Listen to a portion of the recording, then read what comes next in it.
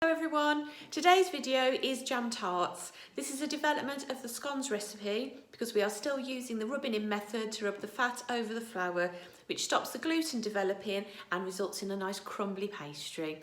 The word short crust pastry does actually mean, the word short means crumbly, so anything like short crust pastry, shortbread, it's made with the rubbing in method to stop that gluten from making the dough stretchy and a bit rubbery.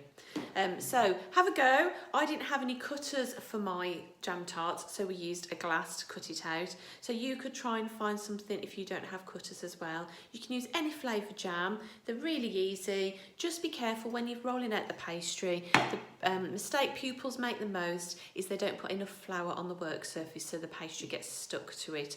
Also, make sure you measure out your water. Don't just pour it in, because again, that's another mistake that's quite common with pupils, and then they have to add more flour to try and get the right consistency, and it does affect the texture of your pastry. So have a go. Please send me some photographs of what you've made. I love seeing all the products that you're making at home, and keep cooking. Take care everyone. Bye.